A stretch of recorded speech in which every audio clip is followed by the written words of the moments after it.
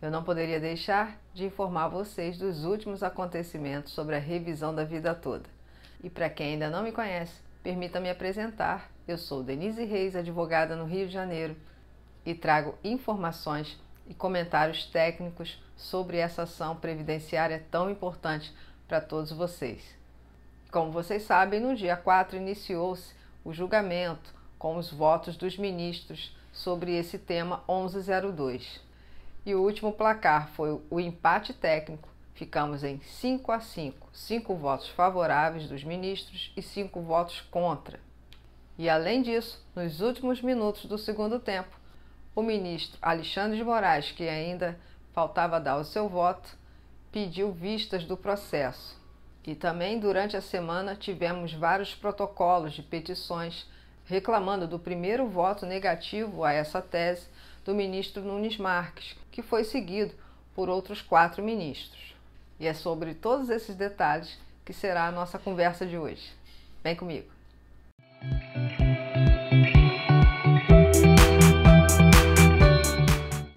Como eu falei, nos últimos instantes, para fechar esse julgamento, o ministro Alexandre de Moraes pediu vistas desse processo. Isso é mais ou menos o que acontece numa partida de futebol empolgante, quando o juiz chama o VAR para decidir se aquela jogada foi correta, foi desleal e para confirmar se o jogo pode seguir. Entenderam?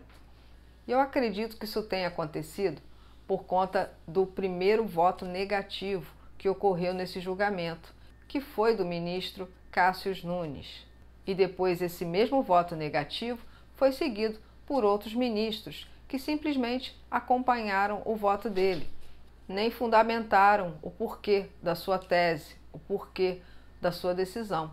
E aí, sabiamente, o ministro Alexandre de Moraes tenha pedido vistas desse processo, cujo voto seria o último e decisivo nessa questão, achou por bem pedir vistas desse processo para que a sua decisão fosse a mais coerente possível. E com isso, ele suspendeu o processo até a próxima quinta-feira.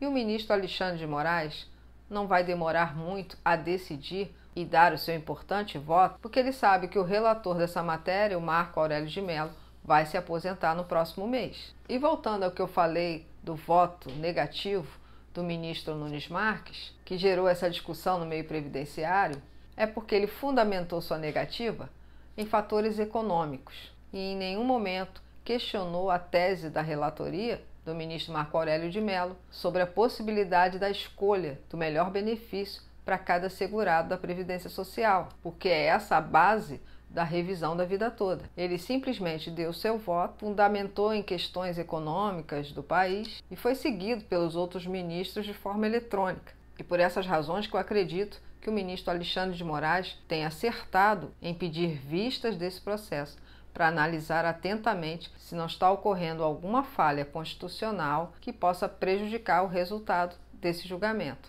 principalmente porque o voto dele será o último. Fora isso, existem muitas petições protocoladas, como eu falei, reclamando dessa fundamentação e dos votos dos outros ministros contrários, que estão impactando o desfecho desse julgamento. Mesmo assim, o ministro Alexandre de Moraes, quando pediu vistas desse processo, ele suspendeu, determinando essa suspensão até a próxima quinta-feira. E eu vou mostrar para vocês agora, diretamente do site do STF, como ficou o placar e as decisões até agora. E a semana começou assim. O primeiro voto do relator, que foi favorável à tese da revisão da vida toda, foi acompanhado pelo ministro Edson Fachin, pela ministra Carmen Lúcia, a Rosa Weber e o Ricardo Lewandowski, que surpreendentemente considerou favorável e acompanhou o voto do relator. E discordando do ministro Marco Aurélio de Mello, relator, veio o primeiro voto do ministro Nunes Marques e, em seguida, foi acompanhado pelo Dias Toffoli, pelo Roberto Barroso, pelo Gilmar Mendes e, por último, Luiz Fux. E vocês podem ver aqui embaixo o pedido de vista do ministro Alexandre de Moraes, que dará ainda o seu último e decisivo voto da tese 1102. Agora, resumindo para vocês alguns questionamentos das várias petições que foram protocoladas durante essa semana, o ponto controvertido dessas queixas está baseada nisso. Eu vou até ler para vocês. Por mais que o ministro tenha alegado que o artigo 2º e 3º da Lei 9.876 de 99 não seja direcionado aos segurados da Previdência, verifica-se que há equívoco no raciocínio, uma vez que a legislação é direcionada aos aposentados e dependentes do INSS. Diante a apresentação do voto do ilustre ministro Nunes Marques, averigou-se que o mérito analisado se pautou de questões descontextualizadas, com o objeto da revisão que visa a aplicação da regra definitiva aos segurados, que já estavam filiados antes da entrada da Lei 9.876 de 99, visto que o voto está conduzindo os demais ministros da Corte a equívocos interpretativos e conduzindo-os a um erro material que não foram apurados diante a garantia do contraditório e da ampla defesa. Percebam que esse é apenas um dos questionamentos feitos nas diversas petições protocoladas durante essa semana, logo após o voto do ministro Nunes Marques. É um conjunto de fatores que vai decidir o último voto do ministro Alexandre de Moraes, porque certamente ele vai observar todas essas reclamações e poder reunir um conjunto mais assertivo no seu julgamento, no seu voto tão importante.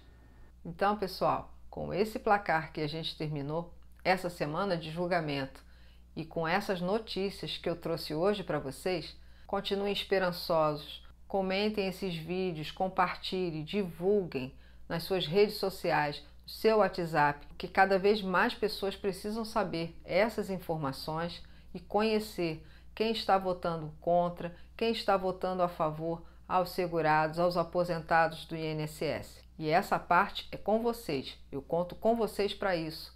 Deixe seus likes, seus comentários e vamos continuar nessa corrente porque está funcionando.